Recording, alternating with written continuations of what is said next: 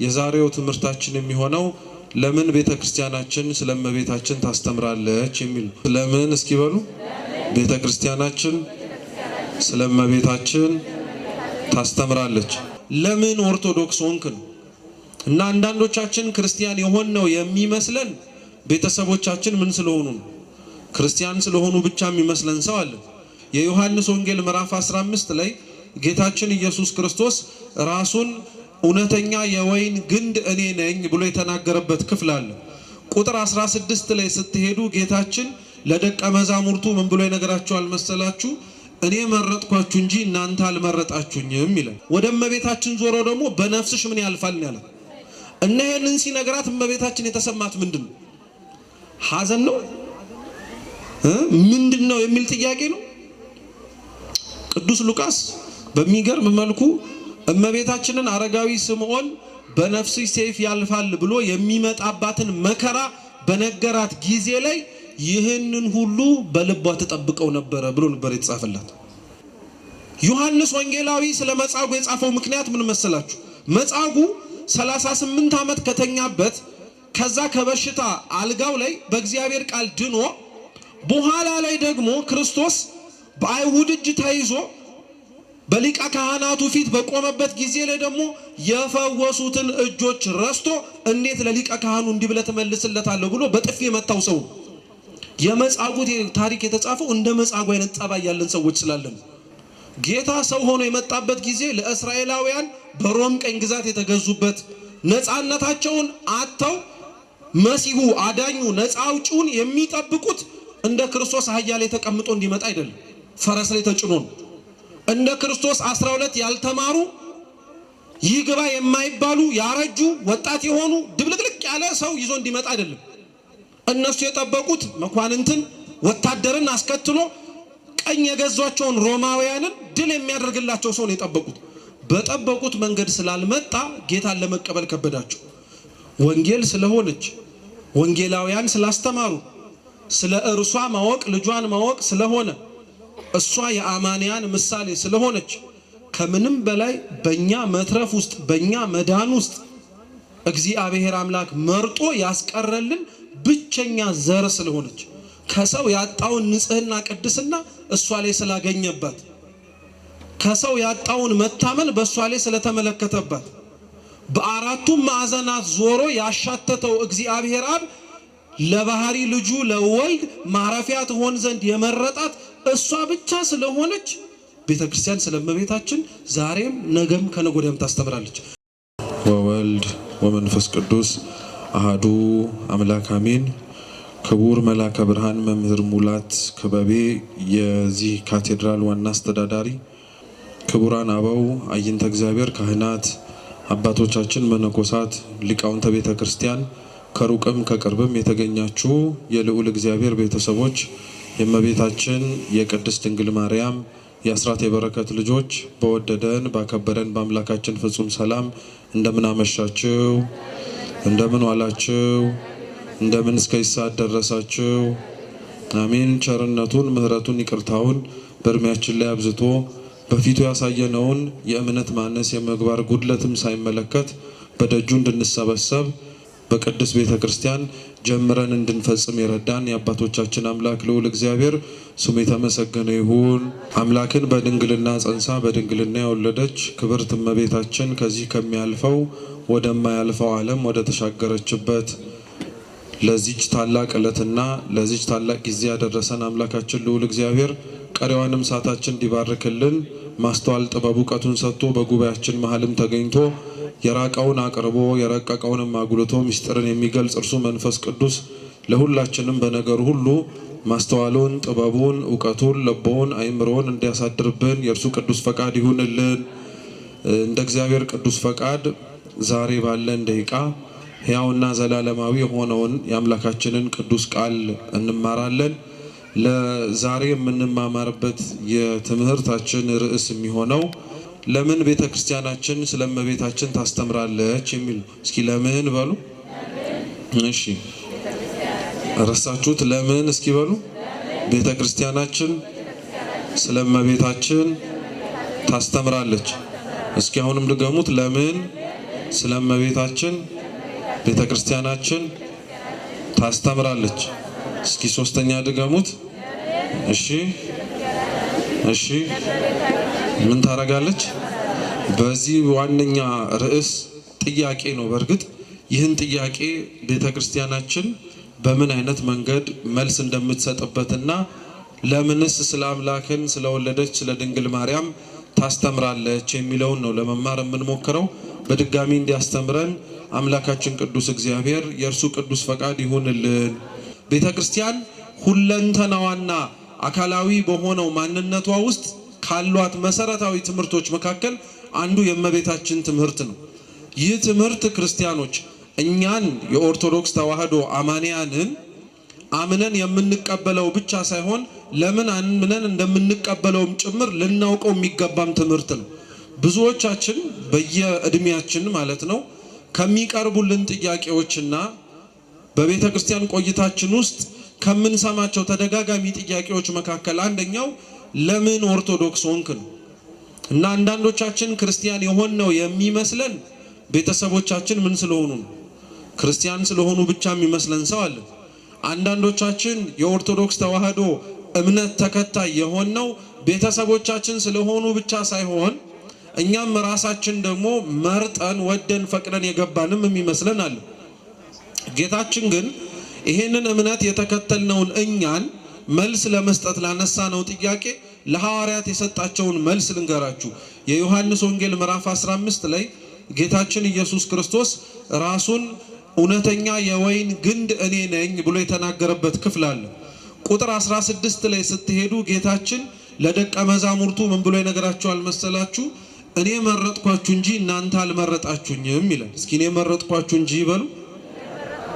እናንተ አልመረጣችሁኝም። እድሉ ቢኖራችሁ ኖሮ አሁን በቅድስት ቤተክርስቲያን ቅጽር የተሰበሰብን ሰዎች በሙሉ አሁን ያለንበትንና እየኖርንበት ያለውን ሕይወት ገና ሳንገባበት ቀድመን የምናውቀው ቢሆን ኖሮና እግዚአብሔርን ሳይከተሉ መኖር ደግሞ ሊያስገኘው የሚችለውን ምድራዊ ባለጠግነትንና የስጋን ድሎትን ብንመለከት ኖሮ የመረጠንን እግዚአብሔር ላንመርጠው እንችላለን። ለምን ቤተክርስቲያን ውስጥ ተገኛችሁ? ለምን ክርስቲያን ሆናችሁ? ለምን ኦርቶዶክስ ሆናችሁ ተብለን ብንጠየቅ እግዚአብሔር አስቀድሞ እኛ መርጠነው ሳይሆን ማን ስለመረጠን ነው? እርሱ መረጠን። መልሰን ደግሞ የመረጠንን እግዚአብሔር ምን አደረግነው? እኛ መረጥነው። ነፃ ፈቃድ አለና ስለመረጠን ኦርቶዶክስ እንድንሆን ስለጠራን በግዴታ ካልሆናችሁ የሚል አምላክ አይደለም። ጥሪውን እንደሰጠን ሁሉ ለጥሪው ደግሞ ተግባራዊ ምላሽ ሰጥተን ወደዚች ቤተክርስቲያን የገባነው የመረጠንን እግዚአብሔር ስለመረጥነው። በዚሁ አታይም ስትመለከቱት የመረጠንን እግዚአብሔርን መርጠነው ወደ ቤተክርስቲያን እንደመጣ ነው ሁሉ ዓለማት ከመፈጠራቸው ይህ የምናየው ነገር በሙሉ ካለመኖር ወደ መኖር ከመምጣቱ በፊት አስቀድሞ አምላካችን ልዑል እግዚአብሔር ስለሚሆነውና ስለሚመጣው ነገር በሙሉ እናቱን መርጧታል። የመረጣት እናቱ ነው በኋላ ላይ መልሳ የመረጠችው። ለዛ ነው የመቅደመ ተአምረ ማርያም መጽሐፋችን ላይ እመቤታችን ንጽሕት ድንግል ማርያም ዓለማት ከመፈጠራቸው አስቀድሞ ሁሉ በአምላክ ሕሊና ታስባ ትኖር ነበር ይላል። ክርስቲያኖች ይህን ቃል ስንተረጉምም ሆነ ስናስተምር ጥንቃቄ ያሻዋል። ለምን መሰላችሁ? አንደኛ በአምላክ ሕሊና አስቀድሞ እመቤታችን ታስባ ነበር ሲባል አንዳንድ ሰው ምን ብርቅ ድንቅ አለው እኔም ታስቤ ነበረ ብሎ የሚናገር ሰው አለ። ምክንያቱም አስቀድማችሁ ካለመምጣታችሁ ወደዚች ምድር ከመግባታችሁ በፊት እግዚአብሔር እንደሚፈጥራችሁ ያውቃል አያውቅ? መልሱ እንጂ ያውቃል። ስለዚህ እናንተን እንደሚፈጥራችሁ ባወቀበት መንገድ አይደለም እናቱን ድንግል ማርያምን ዓለማት ከመፈጠራቸው በፊት አስቀድሞ አውቋታል ብለን የምንናገረው። እኛን ቢያውቀን ሊያኖረን፣ እኛን ቢያውቀን ወደዚች ምድር ሊያመጣን ነው። በአምላክ ሕሊና አስቀድማ ትታሰብ የነበረችው ድንግል ማርያም ግን አስቀድማ ታስባ የነበረው እንደማናችንም ተወልዶ ለመኖር ሳይሆን የሚወድቀውን ዓለም ለማንሳት የወደቀውን ዓለም ለማንሰራራት ምክንያት እንዲሆነው እግዚአብሔር ቤተ መቅደሱ አድርጎን ያሰቡ። ተመልከቱ። ይሄ በነገራችን ላይ ከባድ ነገር እንዳይመስላችሁ። እናቶች የሆኑ ሴቶች አስቀድመው ከመውለዳቸው በፊት ልጆቻቸው የሚያስፈልጓቸውን ነገሮች ቢችሉና አቅም ካላቸው ብዙን እንኳን ማድረግ ባይችሉ ጥቂቱን ከመውለዳቸው በፊት ያሟሉላቸው። ለዛ ነው ሴት ከመውለዷ በፊት ከባለቤቷ ጋር ሆና ልጇ ሲወለድ የሚተኛበትን አልጋ፣ ልጇ ሲወለድ የሚለብሰውን ልብስ፣ ልጇ ሲወለድ በሰውነቱ ላይ ሊያደርገው የሚችለውን ማናቸውም ነገር እስከቻለ ድረስ አባትና እናት ላልተወለደ ልጃቸው ይደክማሉ። ታዲያ ምን ይደንቃል? ዓለማት ከመምጣታቸው በፊት ከመፈጠራቸው አስቀድሞ ለሚወድቀው ዓለም እግዚአብሔር አስቀድሞ እመቤታችንን አስቧታል። ለሚወድቀው ዓለም አስቀድሞ እንነሳባት ዘንድ በሷ በኩል ከፍ ማለት እንድንችል አስቦ አዘጋጅቷታል ማለት እኮ አይደንቅም? እናንተ ለልጆቻችሁ የምታደርጉትን ቅድመ ጥንቃቄና ዝግጅት እግዚአብሔር ለሚወድቀው ዓለም በእናቱ አማካኝነት አድርጎለታል። ለዛ ነው ስለእመቤታችን እንዳልኳችሁ ቤተክርስቲያን በምልአትና በስፋት በአጽዋማት እሷን በሚመለከቱ ወይም ስለ ልጇም ጭምር ትኩረት በሚያደርጉ ትናገራለች ማለት ከዛ ውጪ ስለእመቤታችን አታወራም ማለት አይደለም። ታዲያ ቤተክርስቲያን ለምንድን ነው ስለእመቤታችን በየዕለቱ በየጊዜው ውዳሴዋን እንድንጸልይ፣ ቅዳሴዋን እንዲቀደስ፣ ሌሎችም እሷን ተኮር የሆኑ ትምህርቶች ክርስቲያኖችም ጭምር ሳይሰሙ ውለው እንዳያድሩ ስሟንም ጭምር የሚደረገው ለምንድን ነው ሲባል ቤተክርስቲያን መጀመሪያ ስለእመቤታችን የምታስተምረው እመቤታችን ወንጌል ስለሆነች ነው። እስኪ ወንጌል በሉ። ምን ስለሆነች? መልሱ እንጂ። ወንጌል ስለሆነች። ጥሩ። ወንጌል በቁሙ የቃሉ ትርጉም የምስራች፣ አዲስ የሆነ ዜና ተብሎ ሊተረጎም ይችላል። ቃሉ በእርግጥ የግዕዝ ወይንም ደግሞ ቃሉ የእንግሊዘኛ አይደለም የላቲን ነው አስቀድሞ። ያ ቃል ግን አቻ በሆነው በተለያዩ ቋንቋዎች ሲተረጎም ግን የምስራችና አዲስ ዜና የሚለውን ትርጉም ይሰጣል። ወንጌል በሚባል መጠሪያ ቤተክርስቲያናችን ውስጥ የሚጠሩ 3 ነገሮች አሉ። የመጀመሪያው ወንጌል እየተባለ የሚጠራው ጌታችን መድኃኒታችን ኢየሱስ ክርስቶስ በዚች በመዋዕለ ሥጋዌ ዘመኑ በምድሩ በተመላለሰበት ጊዜ ላይ ያረጋቸውን ነገሮች፣ የእጆቹን ተአምራት፣ የአንደበቱን ትምህርትና የድህነት ስራውንም ጭምር ተጽፎ የምናገኝበት መጽሐፍ ወንጌል ተብሎ ይጠራል። ወይም የሐዲስ ኪዳን የመጀመሪያዎቹ 4 መጽሐፍት የማቴዎስ፣ የማርቆስ፣ የሉቃስና የዮሐንስ ምን ወንጌል አይደለ? ይሄ ያን ያክል ከባድ አይደለም። መጽሐፍ ቅዱስ ገልጣችሁ ቤታችሁ ብታነቡ ማቴዎስ ምን ይላል? ወንጌል። ማርቆስ ምን ወንጌል። ሉቃስ ምን የዮሐንስም ምን። ስለዚህ ወንጌል ሲባል መጀመሪያ ጭንቅላታችሁ ላይ ሊመጣ የሚያስፈልገው እና አንድ ክርስቲያን የመጀመሪያዎቹ 4 መጽሐፍቶች ናቸው።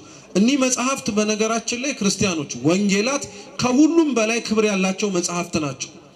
በብሉይ ኪዳንም በሐዲስ ኪዳንም ተጽፎ የምናገኘው ቃል የአንዱ የእግዚአብሔር እንደሆነ አምነን እንቀበላለን፣ አንጠራጠርም ጭምር። ወንጌልን ግን በተለየ መልኩ በተለይ ቅዱስ ዮሐንስ አፈወርቅ ለመጽሐፍ ቅዱስ በሙሉ ዘውድ ነው ብሎ ነው የሚጠራው። መድመቂያው ነው፣ መከበሪያው ነው። ለምን ቢባል እኒህ 4 መጽሐፍት በተለየ መልኩ ዋነኛ ትኩረታቸውና አብይ አጀንዳቸው አድርገው የሚናገሩትም የሚያስተምሩትም ስለ ጌታችን ስለ ኢየሱስ ክርስቶስ ነው። መጽሐፍቱ ክብር ያላቸው፣ መጽሐፍቱ በቤተ ክርስቲያን ውስጥ ያላቸው ቦታ ትልቅ የሆነው ስለማን ስለሚናገሩ ነው? ስለ ክርስቶስ ስለሚናገሩ ነው።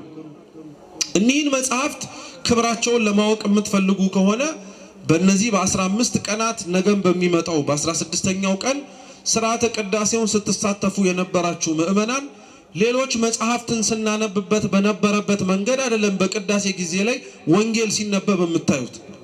የወንጌል ንባብ ክብሩን የምታውቁት ወንጌል ገና ከቤተ መቅደስ የሚያነበው ካህን ይዞ አክብሮ ተሸክሞ ሲያወጣው ቤተ መቅደስ ውስጥ ያሉ ሊቃነ ጳጳሳት ሊሆኑ ይችላሉ፣ የደብረ አስተዳዳሪ፣ የመጽሐፍት መምህራን፣ ሌላው ውስጡ ያለው ሰው በሙሉ ስለ ወንጌል ክብር ብሎ እየተነበበ ያለው እያዳመጥነውም ጭምር የምንገኘው የእግዚአብሔር ቃል መሆኑን ክብሩን ለማጠየቅ ሲሉ እነሱም ይወርዳሉ። እየሰማችሁ ነው? በደንብ አድርጋችሁ ስሙኝ አደራ። ቅዳሴያችንንም ጭምር በዚህ አይነት ቅኝት ብንረዳው ስለ ወንጌል የምንሰማው የምናደምጠው አዋጅ እስኪነገር ለወንጌል ለማዳመጥ ተቀምጠን አንጠብቅም ነበር። ሁሌም እንደምታውቁት ወንጌል ከመነበቡ በፊት ዲያቆኑ ራሱ ሃሌሉያ ቁሙ አጽምኡ የጌታችን የመድኃኒታችን የኢየሱስ ክርስቶስን ቅዱስ የሆነውን ወንጌል ምን አርጋችሁ ስሙ ይላል፣ ቆማችሁ ስሙ ይላል። እና ይሄ አዋጅ በዋነኝነት የሚነገርበት አስፈላጊነቱ የተቀመጠ እንዲነሳ ነው አንደኛው። ሁለተኛው የክርስቶስ ወንጌል ሲነበብ ህሊና ቆሞ ነው መስማት ያለበት። ልቡና ተረጋግቶ ነው ማድመጥ ያለበት። ምክንያቱም እየተናገረ ያለው በዛ በሚነበበው ቃሉ ውስጥ መልእክት እያስተላለፈ ያለው ማን ነው? እግዚአብሔር ነው። አባ እንጦንስ ዜና አበው ላይ ትዝ የሚላችሁ ከሆነ በዘመናቸው የነበረ ቆስጠንጢኖስ የሚባል ንጉስ ነበርና ቆስጠንጢኖስ ስለ አባ እንጦንስ ገዳማዊ ህይወት ዝና በሚሰማበት ወቅት ላይ ለአባ እንጦንስ ቆስጠንጢኖስ ደብዳቤ ቡራኬ መቀበል እንዲችል ቃለ ተማጽኖ ላከባቸው ይባላል። እና ያንን መልእክት ይዞ እንጦንስ ካለበት ስፍራ ላይ ተላኪው መጥቶ ደጅ ጸፍቶ አንኳክቶ ተቀበሉኛልና ረድኦቻቸው ወይንም ደግሞ ከታች ያሉት ደቀ መዛሙርቶቻቸው በጣም በመጓጓትና እጅግ በጣም ትልቅ ቦታ በመስጠት የንጉሱን የቆስጠንጢኖስን መልእክት ተቀበሉ። ከተቀበሏቸው በኋላ እንጦንስ ጋር ሄደው ሲመለከቱት እንጦንስ መጽሐፍ ቅዱስ ገልጦ እያነበበ ነበር እና ተደጋጋሚ ሲመጡ እንጦንስ ከሚያነበው የመጽሐፍ ቃል ህሊናውም እሱም አይኑም ሊላቀቅ አልቻለም። ረጅም ሰዓት ቆየ እና ምናልባት የኛን መመላለስ አላዳመጠ ይሆናል፣ በእጃችን የያዝነውን መልእክት ስላልተረዳው ሊሆን ይችላል ብለው እጃቸውን ጻፍተው ይባላል። እስኪ እጅ መጽፋት በሉ፣ አይዟችሁ በሉ፣ እጅ መጽፋት እስኪ በሉ። እጅ መጽፋት ማለት ምን ማለት መሰላችሁ? ሲያጨብጭቡ አንድ አጨብጭቡ። ቆይ ተረጋጉ እንጂ አጨብጭቡ ማለት ሞቅ አሁን እልል በሉ እንደሚባለው አይደለም። እስኪ ሶስት ቸብ አሉ። እጅ መጽፋት ማለት ይሄ ነው። በስርዓተ ገዳም አባቶቻችን በአት ዘግተው ስሙ በደንብ በተለይ ወደ ገዳማት ወደ አድባራት ጉዞ በመታረጉም ጭምር በስርዓተ ገዳም አበው በደጅ ዘግተው በአት አጽንተው ጸሎት እያረጉ ከሆነ ሲጠሩ ካለባቸው የጸሎት ህይወት ገብተውበት ካለበትም ተመስጦና ተደሞ እንዳይወጡ ሲባል ስርዓተ ገዳም ላይ ሰው አፍ አውጥቶ ስማቸውን እንዲጣራ አይደረግም። እጅ ነው የሚጽፈው። ተመስጦ ውስጥ ካልሆኑ የተጭብጫቦውን ወይም እጅ መጽፋቱን ሰምተው ምን ያደርጋሉ? ምላሽ ይሰጣሉ። እየሰማችሁ ነው? ተመስጦ ውስጥ ግን ከሆኑ ጭብጨባው ምልክት ስለሆነ ከጸሎታቸውና ከተመስጧቸው ሲወጡ ለዛ ተግባራዊ መልስ ይሰጣሉ። ስለዚህ ገዳም ስትሄዱ የተዘጋ አባት አሉ እዚህ ጋር አሉ ሲባል ስማቸውን ንገሩን እንጠራቸዋለን አትበሉ። ምንድነው የሚደረገው? እጅ ይጻፋል። እስኪ በሉ ስንት ጊዜ? እስኪ ድገሙታው። እንደዛ ማለት ነው። 4 5 አታርጉት። በቃ 3 ጊዜ ጨብ ማለት ነው። ስለዚህ እጃቸውን ጻፉ። እንጦንስም መልስ አልሰጣቸውም። መጽሐፍ ቅዱስን አንብቦ ሲጨርስ ግን እንጦንስ ዞረና ተደጋጋሚ ስትወጡ ስትገቡ የነበረበት ምክንያት ምንድነው አላቸው። እና ቆስጠንጢኖስ የሚባል ንጉስ መልእክት ልኮልሃል እሱን እንድታነበው ነው አሉ። እና እንጦንስ ላይ ያዩት እነዚህ ተማሪዎቹ ጉጉቱ ወይንም ደግሞ ፍላጎቱ ያንን የተጻፈለትን መልእክት ለማንበብ እንብዛም ነው፣ ያን ያክል አይደለም። እና ምን ሆነህ ነው አባታችን? ተልኮልህ ያለው የቆስጠንጢኖስ መልእክት እኮ የንጉስ መልእክት ነው አሉት። እና እንጦንስ ምን ብሎ መለሰላቸው ይባላል? እናንተ ተሯሩጣችሁ አነበው ዘንድ የጋበዛችሁኝ መልእክት ምድራዊ ንጉስ ጽፎት የላከው ነው። እስካሁን ድረስ ተቀምጬ ስሰማው ሳደምጠው ሳነበው የነበረው ግን ንጉሰ ሰማያት ወምድር የሆነ የክርስቶስ ወንጌል ነው አላቸው ይባላል። እየሰማችሁ ነው? አሁን እኔና እናንተ መጽሐፍ ቅዱስ እያነበብን እንኳን የንጉስ መልእክት ስልክ ቢጠራስ እንዴት የምንሆን? እያችሁታ ቃለ እግዚአብሔር ክብሩን እንድናቀው እና ወንጌል ክብሩን ስታዩ ቤተ መቅደስ ውስጥ ያሉት በሙሉ ቀሳውስቱ ይወጣሉ፣ ዲያቆናቱ ይወጣሉ። ሁሉም ክብሩን፣ ማዕረጉን፣ ዝናውን ሁሉም ነገር ትቶት ከእግዚአብሔር ከኢየሱስ ክርስቶስ ቃል ዝቅ ብሎ ይገኛል። ወንጌል እየተባለ መጀመሪያ የሚጠራው ይሄ ነው። 4ቱ ወንጌላት ክርስቶስ በምድር ላይ ያረጋውን ተጽፎ የምናገኝባቸው። ሁለተኛው ወንጌል እየተባለ የሚጠራው ደግሞ ራሱ ጌታችን መድኃኒታችን ኢየሱስ ክርስቶስ ነው። ምሳሌ ልስጣችሁ። ቤተክርስቲያናችን ውስጥ ከቤተክርስቲያናችን ውጪ ይቅርታ ያሉ ወንድም እህቶቻችን በጣም በተደጋጋሚ ከሚያቀርቡብን ክሶች መንገድ መካከል አንደኛው ቤተክርስቲያን ወንጌልን አትሰብክም ሲባል ሰምታችሁ ታውቃላችሁ? አታውቁም እንዴ? ቤተክርስቲያን ወንጌልን አትሰብክም ሲባል የእናንተ መልስ ምንድነው? ትሰብካለች ብላችሁ ወንጌል አትሰብክም ለሚለው ጥያቄ መልስ ትሰጣላችሁ። ወንጌል እያለ ጠላት ቤተክርስቲያንን አትሰብክም ብሎ የሚከሳት መቼም አራቱን መጽሐፍ እንዳልሆነ ይገባቸዋል አይደል? ወንጌል አትሰብክም ብሎ ማቴዎስ፣ ማርቆስ፣ ሉቃስ፣ ዮሐንስ ወንጌል አይልም። ወንጌል ብሎ ጠርቶ አትሰብከውም ብሎ የሚናገርባት ስለማን ነው? እስቲ ስለ ክርስቶስ በሉ። አይዟችሁ ይበርዳል ግን መልሱልኝ። ስለምንድን ነው? ስለ ክርስቶስ ነው። ስሙ ግን ከቤተ ክርስቲያን ውጪ ያሉ ወንድም እህቶቻችን ወንጌል አትሰብኩም ያሉን ክርስቶስን ስለሆነ ወንጌል ክርስቶስ ነው ብለን ግን አይደለም። ወንጌልም ክርስቶስ ነው፣ ክርስቶስም ወንጌል ነው እንድልል ያሰኘን ምን መሰላችሁ? የቅዱስ ማቴዎስ ወንጌል ምዕራፍ 2 ላይ ስለ ጌታችን ስለ ኢየሱስ ክርስቶስ መወለድ በቤተልሔም ግርግም በእናቱ እቅፍ ተኝቶ መገኘቱን የእግዚአብሔር መልአክ በዙሪያው ለነበሩት ለእረኞቹ ብስራቱን ሲያበስርላቸው እንዲህ ነው ያላቸው። አብራችሁ በሉ። እነሆ በሉ እንጂ እነሆ ዛሬ ታላቅ የምስራች ልነግራችሁ መጥቻለሁ። ታላቅ ምን ልነግራችሁ መጥቻለሁ? ወንጌል ማለት ምን ማለት ነው? የምስራች ማለት አይደለ?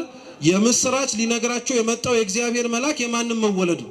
የክርስቶስን ወንጌል የክርስቶስን መወለድ ነው። ክርስቶስን ግን ክርስቶስ ተወልዶላችኋል ብሎ አልነገራቸው። ምን ልነግራችሁ መጥቻለሁ ነው ያለው። የምስራች ልነግራችሁ ነው ያለው። ያም የምስራች ምንድነው ብላችሁ ብትጠይቁ ያው መልአክ ይቀጥሏል። እነሆ ዛሬ በዳዊት ከተማ መድህን እርሱ ክርስቶስ ተወልዶላችኋልና ብሎ ምስራቹ መደምደሚያው ክርስቶስ እንደሆነ ይናገራል። ለዛ ነው ቤተክርስቲያን ወንጌል ብላ ስትጠራ አንድም ማንን ነው ማለት ነው? ክርስቶስን ነው። አሁን ልመልሳችሁ። ቅድም በቅዳሴው ጊዜ ላይ ወንጌሉ ሲነበብ እነዛ ሁሉ ካህናት የወጡት ከቤተ መቅደሱም ዝቅ ብለው ሲነበብ የሰሙት የክርስቶስን ቃል ለምን ይመስላችኋል ተብላችሁ ብትጠየቁ የእግዚአብሔር ወልድን በቤተልሔም መወለድ ምክንያት አድርገው የሰማይ መላእክት አልወረዱም፣ ወርደዋል። ስለዚህ ልክ ነው ማለት ነው። ወንጌል ነው ክርስቶስ። ሶስተኛው እምብዛም ስትጠራ ማንሰማት ወንጌል በሚለው ቃል እሷም ናት ጭምር ተብሎ ሲሰበክ ማንሰማው ደግሞ ድንግል ማርያም ናት። እመቤታችን ወንጌል ትባላለች። ምን ትባላለች? ወንጌል። ስሙ በደንብ ክርስቲያኖች። ወንጌል ቅድም ያልኳችሁ የመጀመሪያው አራቱ መጽሐፍት ማለት ነው። ስለ ጌታችን ስለ ኢየሱስ ክርስቶስ በዚህች ምድር ላይ በነበረበት ጊዜ ላይ የነበረውን ቆይታ ተጽፎ የምናገኝበትም። ወንጌል ሁሉም ነገር ተጽፎ አታገኙበትም። ይሄንን ደግሞ የሚናገሩት ራሱ ወንጌሉን የጻፉት ደቀ መዛሙርቶቹ ናቸው። ላንብብላችሁ። ቅዱስ ዮሐንስ ወንጌላዊ እንዲህ ብሎ ይናገራል። የዮሐንስ ወንጌል ምዕራፍ 21 ቁጥር 25 ላይ ሁሉ በእያንዳንዱ ቢጻፍ ለተጻፉት መጽሐፍት ዓለም ራሱ ባልበቃቸውም ይመስለኛል አለ።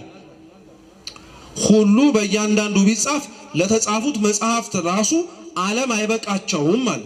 ቅዱስ ዮሐንስ የማይመስለው ነገር ከሆነ አልመሰለኝም ብሎ ለመናገር ምንም ወደኋላ የሚለው ነገር የለም። ይሄንን የተናገረው ክርስቶስን ቢጻፍ ታሪኩ አያልቅም ብሎ የተናገረው በነገራችን ላይ ስለ ተአምራቱ። ስለምን አልኳችሁ? ስለ ተአምሩ። በቤት ገብታችሁ ብታነቡት ክርስቶስ ያደረገውን ተአምር በሙሉ እንጻፈው ብንል ልንጽፈውና ጽፈንም ልንጨርሰው አንችልም። እንጻፈው ብላችሁ ብትጀምሩ ራሱ ለተጻፉት መጽሐፍት ራሱ ዓለም ምን ያደርጋቸውም መሸከም አይችልም ማለት ስሙ ተአምራቱ። ስለዚህ ሁሉም አልተጻፈም ማለት ነው። ራሱ ቅዱስ ዮሐንስ ደግሞ የዮሐንስ ወንጌል ምዕራፍ 20 ቁጥር 30 ላይ ምን ይላል? ኢየሱስም በዚህ መጽሐፍ ያልተጻፈ ሌላ ብዙ ምልክት በደቀ መዛሙርቱ ፊት አረገ፣ ተአምራቱን ማለት ነው። ነገር ግን ኢየሱስ እርሱ ክርስቶስ የእግዚአብሔር ልጅ እንደሆነ የማን ልጅ እንደሆነ ታምኑ ዘንድ አምናችሁም በስሙ ሕይወት ይሆንላችሁ ዘንድ ይህ ተጽፏል አለ። ስለዚህ ሁለት ቁም ነገር ያዙልኝ እዚህ ጋር አደራችሁ። አንደኛ ሁሉም ነገር አልተጻፈም። ሁለተኛ ሁሉም ተብሎ የተጠቀሱት ተአምራቱ ቢጻፉ ዓለም ራሱ ለተጻፉት መጽሐፍት መሸከም አይችልም አለ። ሶስተኛ ደግሞ የማቴዎስ ወንጌል ምዕራፍ 4 ላይ ጌታችን በተጠመቀበት ዕለት ሳይውል ሳያድር ወደ ቆሮንቶስ ገዳም እንደሄደ በዛም 40 መዓልት 40 ሌሊት እንደጾመ ይነገራል። ከዛ በኋላ ያደረገው የመጀመሪያ ስራው ደቀ መዛሙርቱን መጥራት ነው። ክርስቶስ የተጠመቀው በ30 ዓመቱ ነው። ገዳም የገባው በ30 ዓመቱ ነው። በዛው ዓመት ማለት ነው። ገዳም ውስጥ 40 ቀን ቆይቷል። ስሙ በደንብ 30 ዓመት ከ40 ቀናት በኋላ ከሆነው በኋላ ነው ደቀ መዛሙርቱ ክርስቶስን ከያሉበት ቦታ ላይ እየተጠሩ አብረውት የመንግስትን ወንጌል ለመስበክ ያላቸውን ሁሉ ትተው የተከተሉት። ስለዚህ ክርስቶስን ደቀ መዛሙርቱ የሚያውቁት ስንት ዓመት ብቻ ነው ማለት ነው? በዓመት ደረጃ 3 ዓመት ነው። እነሱ 3 ዓመት ያወቁትን፣ እነሱ 3 ዓመት የሰሙትን፣ እነሱ 3 ዓመት ያዩትን ጽፈውልን አስቀምጠውልን ለቤተ ክርስቲያን አስረክበዋት አልፈዋል። እነሱ በእነዚህ በ3 ዓመታት ውስጥ ደቀ መዛሙርቱ ክርስቶስን በሚችሉትና እሱን በገለጠላቸው መንገድ አውቀውታል። አንድ ሰው ስሙ ታዲያ 3 ዓመት ከዋለበት እየዋሉ ካደረበት እያደሩ የቃሉን ትምህርት ሰምተው የእጆቹን ተአምራትም አይተው የተጻፈን መጽሐፍ አንብቤ ስለ ክርስቶስ አውቃለሁ ብሎ የሚያምን ከሆነ ወንጌላውያን ገና ሳይጠሩ እነሱ ገና ከክርስቶስ እግር ስር ቁጭ ብለው ሳይማሩ ከነሱ 30 ዓመት አስቀድማ የምታውቀው እሷ ናት። 3 ዓመት የተጻፈውን መጽሐፍ ሰው አንብቤ ክርስቶስን ጠንቅቄ ላውቀው እችላለሁ ካለ 30 ዓመት አብራው የኖረችውን እመቤታችንን ታሪኳን ብትሰማ ከሱ ምትርቅ ይመስላል? 30 ዓመት አብራው የኖረችውን ከነሱ በፊት አስቀድማ አብራ የነበረችውን ድንግል ማርያምን ብታውቃት እንዲያውም ይበልጥ ስለሱ ነው የምታውቀው። ስለእመቤታችን ይበልጥ ማወቅ፣ ስለእመቤታችን ይበልጥ መስማትና መማር ክርስቲያኖች እሷን ማወቅ እንዳይመስላችሁ፣ ይበልጥ እሱን ነው የምታውቁት። ይበልጥ ልጇን ነው የምንረዳው። ለዛ ነው ሊቃውንት ወንጌል ብለው እመቤታችንን ይጠሯታል። ሊያውም የእመቤታችን ወንጌልነት ደግሞ የሚደንቀው ምን መሰላችሁ?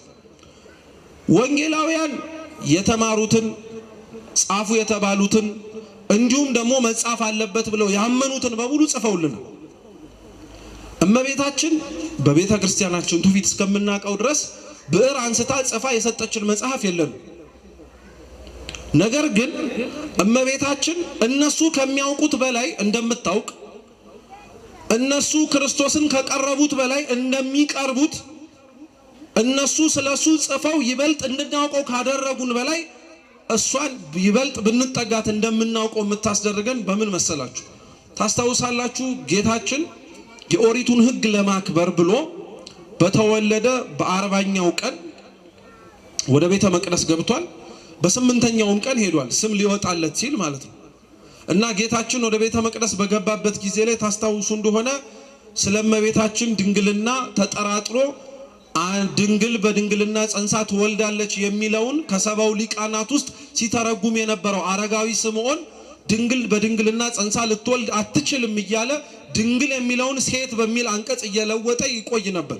እና የእግዚአብሔር መልአክ ይሄንን በዓይኖቹ እስከሚያይ ድረስ አረፍተ ስጋ እንደማይገታው ነግሮት ነበር። አረጋዊ ስምዖን የሚባለው ስለ እድሜውም ጭምር ነው በነገራችን። እና ክርስቶስ ወደዛ ቤተ መቅደስ ገባ ጊዜ ላይ ከመቤታችን ተቀብሎ በታቀፈው ጊዜ ላይ ጸለየው ጸሎት አለ። ትዝ የሚላችሁ ከሆነ ዓይኖቼ ማዳኑን አይተዋልና እንግዲያውስ ባሪያህን ምን አርገው አሰናብተው ብሎ ማለት ነው። ታስታውሳላችሁ? ይሄንን ጸሎት በእጁ ለታቀፈው በላይ በሰማያትም ጭምር ሳይጎል ላለው ለአምላክ ከተናገረ በኋላ ወደ እመቤታችን ዞሮ ደግሞ በነፍስሽ ምን ያልፋል ያለ እና ይሄንን ሲነግራት እመቤታችን የተሰማት ምንድነው? ሐዘን ነው ምንድነው የሚል ጥያቄ ነው። ቅዱስ ሉቃስ በሚገርም መልኩ እመቤታችንን አረጋዊ ስምዖን በነፍስሽ ሰይፍ ያልፋል ብሎ የሚመጣባትን መከራ በነገራት ጊዜ ላይ ይህንን ሁሉ በልቧ ተጠብቀው ነበረ ብሎ ነበር የተጻፈላት። ገና ስለሚሆነው ደቀ መዛሙርቱ እንኳን እኮ ስለሚመጣባት ፈተና ያውቁ። ደቀ መዛሙርቱ እንኳን ስለሚደርስባት 5 ሐዘናት ገና ሳያውቁ ሳይረዱ እርሷ ስለሚሆነው ስለወደፊቱ ነገር በሙሉ አስቀድማ በምኗ ታውቀው ነበር።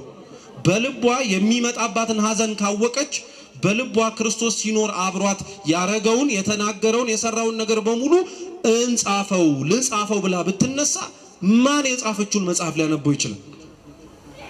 3 ዓመት ያወቁት ደቀ መዛሙርቱ ተአምራቱን መጻፍ አንችልም ብዙ ነው አሉ። ስለሱ የጻፍንላችሁ ክርስቶስ አምላክ እንደሆነ ታምኑ ዘንድ ነው አሉ። እነሱ የጻፉትን አንብቦ ሰው ካመነ እነሱ የሚጽፉትን መጽሐፍ ስለ ክርስቶስ ተናግሮ ሊያልቅ አይችልም ካለ ከነሱ የተረፈውን ከነሱም ጭምር የሌለውን ማን ጋር ነው ሄዶ የሚያገኝ? እመቤታችን ጋር ነው። ወንጌል ናታ። ሊያውም ተጽፎ ያለ ቅጠል ላይ የሚገኝ ወረቀት አይደለም እኮ ተገልጦ የሚነበብ ሕይወት ያላት ተገልጦ የሚታይ ሕይወት ያላት እግዚአብሔርን ክርስቲያኖች ልብ አድርጋችሁ ስሙኝ። ሕይወታችሁ ውስጥ እንዲኖር የምትፈልጉት ከሆነ በምትይዙት የጸሎት መጽሐፋችሁ ብቻ ሳይሆን ይዛችሁት መሄድ ያለባችሁ ሊጠፋና ቀለማት ሊሸረሽሩት በማይችለው በልቡናችሁ ሰሌዳችሁም ጭምር ነው። የዛን ጊዜ ላይ ነው እግዚአብሔርን ክርስቲያን ያውቀዋል የሚባለው። እንደመቤታችን ክርስቶስን የሚያውቀው የለም ተብሎ ሲነገር እኮ ተጽፎ ከሚገኝ ወረቀት ይልቅ ስራውን በምኗ ጽፋ ስለምትገኝ ነው፣ በልቡኗ ጽፋ ስለምትገኝ ነው። ስለዚህ ስሙ፣ ለምን ስለመቤታችን ቤተክርስቲያን ታስተምራለች ብላችሁ ብትጠየቁ የምትመልሱት እመቤታችን ምን ስለሆነች ነው የምትሉት? መልሱ እንጂ ወንጌል ስለሆነች ነው። ጥሩ፣ አንደኛው ምክንያት ይሄ ነው። ሁለተኛው ለምንድን ነው ስለመቤታችን የምታስተምሩት ቤተክርስቲያንም የምታስተምረው ተብለን ብንጠየቅ ወንጌላውያን ስለጻፉና ስላስተማሩ ነው። እስኪ ወንጌላውያን በሉ። ስለጻፉና ስላስተማሩ። እንግዲህ ወንጌል እየተባለ ቅድም ሲጠራ የሰማችሁት መጽሐፍ ስለ ጌታችን ስለ ኢየሱስ ክርስቶስ የምድር ቆይታው ተጽፎ የምናገኘው መጽሐፍ ነው። ወንጌላውያን ወንጌሉን ስለ ክርስቶስ ይጻፉት እንጂ የጻፉበት ዓላማ ግን ይለያያል። ለምሳሌ ማቴዎስ የክርስቶስን የዘር ሐረግ በመናገር፣ ማርቆስ ስለ ዮሐንስ መጥምቅ በመስበክ፣ ሉቃስ ስለ ዮሐንስ መጥምቅ ቤተሰቦች ስለ ዘካርያስና ስለ ኤልሳቤጥ በመናገር፣ ወንድማቸው ዮሐንስ ደግሞ ስለ ቀዳማዊ ቃል ክርስቶስ ሰው ከመሆኑ በፊት አምላክ ስለመሆኑ የጻፈው ነው። እያንዳንዱ ስለ አንድ ርዕሰ ጉዳይ ይጻፉ እንጂ የጻፉበት ዓላማ ግን ይለያያል። ማቴዎስ ወንጌሉን የጻፈው ለሕዝብ ነው፣ ለሚያምኑት ለአይሁድ ነው። ይህ በምን ይታወቃል ቢባል መጀመሪያ ላይ ዘር ሲቆጥር ታገኙታላችሁ አይደል? የዳዊት ልጅ የአብርሃም ልጅ የጌታችን የመድኃኒታችን ኢየሱስ ክርስቶስ የትውልድ ሐረግ ይልና ክርስቶስን የዘር ሐረጉን ይዘረዝራል። ይሄን ምክንያት አድርጎ የጻፈበት ዋነኛው ነገር ቢኖር ማቴዎስ ወንጌሉን ይጽፈው የነበረበት ምክንያት አንዱም የጻፈበትም ዓላማ ለአይሁድ ስለሆነ አይሁድ ክርስቶስን መቀበል እንዲችሉ እንዲሁ እንደ እንግዳ ደራሽ እንደ ውሃ ፈሳሽ የመጣ ሳይሆን ከአባቶቻቸው ሲወርድ ሲዋረድ የመጣውን ቃል አክብሮ በአባቶቻቸው ጎን ውስጥ የነበረው አምላክ እሱ እንደሆነ ያውቁት ዘንድ ዘር ሐረግ እየዘረዘረ ነው የጻፈው። ለአይሁድ ዘር ደስ ስለሚላቸው ምናልባት ፈጣሪ ወቅልን እኛም ዘር ደስ የሚለን አይሁዳዊ ጠባይ ተጋብቶብን ይሆን? በጣም እኮ ነው መጠናት ያለበት። በነገራችን ላይ አይሁድ እንደ ዘራቸው የሚያከብሩትና የሚያከሩት ነገር የለም። እኛም ኢትዮጵያውያን አንጠፋም። ክርር አድርገን የምንይዘው ይዘነው የምንሻገርበት የእግዚአብሔር መንግስት መግቢያ ይመስል እና ማቴዎስ ይሄን ምክንያት አድርጎ ስለ ክርስቶስ ጻፈ። ማርቆስ ለአሕዛብ ነው የጻፈው። ስለዚህ ስለ ዮሐንስ መጥምቅ ስብከት፣ ገናንነት፣ ስልጣን እየተናገረ ነው የጻፈው። እያንዳንዱ በጻፏቸው ምንባባት ውስጥና እያንዳንዱ በጻፏቸው የወንጌል ክፍላት ውስጥ የሚገርማችሁ ዋነኛው ጉዳያቸው ክርስቶስ ይሁን እንጂ ስለ ክርስቶስ ብቻ ግን አላወሩ። ለምሳሌ ወንጌልን ለሚያነብሰው ከዳር እስከ ዳር ጌታችን ኢየሱስ ክርስቶስ የወንጌል ዋነኛ አስኳል ሆኖ የሚሰበከው እርሱ ቢሆንም መሃል መሃል ላይ ግን ሌሎች ታሪኮችም ጭምራሉ። ለምሳሌ የዮሐንስ ወንጌል ምዕራፍ 5 ላይ የመጻጉዕ ታሪክ አለ። አሁን የመጻጉዕ ታሪክ ባይጻፍስ ኖሮ ስለ መጻጉዕ ከሚነግረን ይልቅ ስለ ክርስቶስ ያላወቅነውን ስለ እመቤታችን ድንግል ማርያም ሊገላግለን ይችላል ብለን የምናስበውን ነገር ምን አለ ቢጽፍልን ኖሮ ትሉ ይሆናል። ዮሐንስ ወንጌላዊ ስለ መጻጉዕ የጻፈው ምክንያት ምን መሰላችሁ? መጻጉዕ 38 ዓመት ከተኛበት ከዛ ከበሽታ አልጋው ላይ በእግዚአብሔር ቃል ድኖ በኋላ ላይ ደግሞ ክርስቶስ በአይሁድ እጅ ተይዞ በሊቀ ካህናቱ ፊት በቆመበት ጊዜ ላይ ደግሞ የፈወሱትን እጆች ረስቶ እንዴት ለሊቀ ካህኑ እንዲህ ብለህ ትመልስለታለህ ብሎ በጥፊ የመታው ሰው። የመጻጉዕ ታሪክ የተጻፈው እንደ መጻጉዕ አይነት ጸባይ ያለን ሰዎች ስላለን እግዚአብሔርን አድነን ብለን በጮህንበት አንደበታችን ፈውሱን ስናገኝ ደግሞ በሙዚቃ ራሳችንን የምናሰክርና ምንረሳው። ስለ መጻጉዕ ብቻ ተጽፎ አልተገኘም። ስለ ሐዋርያት መመረጥም ተጽፏል። ስለ ሐዋርያት መመረጥ ለምን ይጽፉልናል? አብይ ጉዳያችን ክርስቶስ ከሆነ ለምን ስለ ክርስቶስ ብቻ አይሰብከንም? ወንጌል ስሙ በደንብ። ስለ ሐዋርያት የተጻፈውን በምክንያት ነው። አንደኛ እነዚህ ባላደራዎች ናቸው። ክርስቶስ ላስተማረው ለቃል ትምህርት ወጥተው የሚሰብኩ የሚያስተጋቡት እነዚህ ናቸው። ወንጌላውያኑ በስም የተጻፉት እነገሌ ተብለው 12ቱም የተዘረዘሩት ለምን መሰላችሁ? የወንጌላውያን ስም ባይጻፍ ኖሮ ሌሎችም እኛም ወንጌላውያንን ብለው ተጨምረው ያጭበረብሩ ነበር። ለዛ መልስ እንዲሆን ነው የወንጌላውያኑ ስም የተጻፈው። ግን ቁም ነገሩ ምንድነው? ስለ ወንጌላውያን መመረጥ ወንጌላችን ጽፎ የምናገኘው የወንጌላውያን ጥሪ የተለያየ ስለሆነ ነው። መጀመሪያ ከተጠሩት ከእንድሪያስ ከጴጥሮስ በኋላም ከዮሐንስና ከወንድሙ ከያዕቆብ እስከነ ማቴዎስ እስከነ ናትናኤል ሁሉንም ተመልከቷቸው። ሁሉም የተለያየ ጥሪ ነው ያላቸው። አንዳንዶቹን አሳ አጥማጅ እንደመሆናቸው መረባቸውን ታንኳቸውን አስጥሎን የጠራቸው፣ አንዳንዶቹን አዋቂዎች ስለሆኑ ዕውቀታቸውን ትተው እንዲመጡ ባዶ ሆነው እንዲጠጉት ነው ያደረገው። ምን ለማለት ፈልጎ ነው? ድምጹን መስማትን እምቢ አትበል እንጂ እግዚአብሔር በአንድም ይሁን በሌላ መንገድ እንደሚጠራህ እንድታውቀው ነው። ቤተክርስቲያን ለአሳ አጥማጅ ብቻ፣ ለቅዱሳን ብቻ፣ ለንጹሃን ብቻ ብትሆን ኖሮ እኛ እዚህ የተሰበሰብነው ሰዎች የትኛው ጽድቅ የሚያስቀምጠን ሆኖ ነው? የሐዋርያት መመረጥ ቁም ነገሩ እኛም ከተለያየ ቦታ እግዚአብሔር እንደሚሰበስበን ማስተማሪያ እንዲሆን። እየሰማችሁ ነው? ሌላም ታሪክ ተጽፏል። የዮሐንስ ወንጌል ምዕራፍ 11 ላይ ደግሞ ተጽፎ የምታገኙት የአልዓዛርና የቤተሰቡ ታሪክ ነው። አልዓዛር ከሙት ያስነሳው ማለት ነው። ማርታ ማርያም እህቶቹ ማለት ነው። ለምን? ስለነሱ ከሚጽፍልን እንደ እናቱ እንደ አባቱ ሆና መሬት ላይ ማንም ሳይኖረው እስከ መጨረሻው አብራ የተከተለችውን ስለሱ ስለናቱ ቢያወራልን ኖሮ ዮሐንስ ምን ችግር ነበረበት? ስለ አልዓዛር፣ ስለ ማርታ፣ ስለ ማርያም የተጻፈው እግዚአብሔር ማረፊያ የሆነው ዘንድ ያዘጋጀው ይህም ቤተ መቅደስ ብቻ ሳይሆን ቤታችሁን ቤተሰባችሁን ጭምር ነው። እዚህ ያገኛችሁትን እግዚአብሔር ክርስቲያኖች ቤታችሁ ውስጥ ፈልጋችሁታል? እዚህ የጠራችሁትን እግዚአብሔር ቤተሰቦቻችሁ መካከል አግኝታችሁታል? እዚህ ቃሉን የሰማችሁትን እግዚአብሔር ቤታችሁ እንዲገባ ጠርታችሁታል? የአልዓዛር የማርታ የማርያም ታሪክ እሱ ነው ቁም ነገሩ። ስለዚህ ወንጌል ላይ ስለ ክርስቶስ ብቻ ተጽፎ አይደለም የምናገኘው፣ የሱ ድንቅ ሥራ የተገለጠባቸው የሌሎችም ሰዎችም ታሪክም ጭምራል። እና ለዛ ነው እነ መጻጉዕ የሐዋርያቱ መመረጥ የአልዓዛር የማርታ የሌሎችም ጭምር ታሪካቸው ቀርቶ ምን አለ ስለ እመቤታችን ስለ ድንግል ማርያም ወንጌላውያን ብዙ ቢጽፉልን ብሎ የሚጠይቅ ሰው አይጠፋም። ወንጌላውያን ክርስቲያኖች ስለ እመቤታችን ብዙ ማስተማር አይቻሉ እንጂ ጭራሽ ስለሷ ሳይናገሩ ወንጌሉን ጀምረው ጨርሰውታል የሚል የቤተ ክርስቲያን ትምህርት የለም። አዎ ስለ እመቤታችን ብዙ ተጽፎ ላናገኝ እንችላለን። የሰው ልጅ የሕይወቱ ቁም ነገር ልደት ግን ከሆነ ሕፃኑን ከእናቱ ጋር ተጠቅልሎ ካለበት ከዛ ግርግም ውስጥ ታገኙታላችሁ ተብሎ አልተጻፈም? ተጽፏል። ልደቱ ላይ ታገኟታላችሁ። የሰው ልጅ የሕይወቱ ቁም ነገር ሰርግ ከሆነ ሰርግ ቤት ታገኟታላችሁ። ወይን እኮ የላቸውም ብላ የጠየቀች ታገኟታላችሁ። መስቀል ላይ ታገኟታላችሁ። እነዚህ አሁን የጠቀስኩላችሁ ቦታዎች ቀላል ቦታዎች ይመስላችኋል? ጌታ ሲወለድ ማን አብሮት ነበር? እስኪ ንገሩ። ዮሴፍ፣ ሰሎሜ፣ ሌላስ ማን ነበር? የጻፉት ሐዋርያት ነበሩ? አልነበሩ?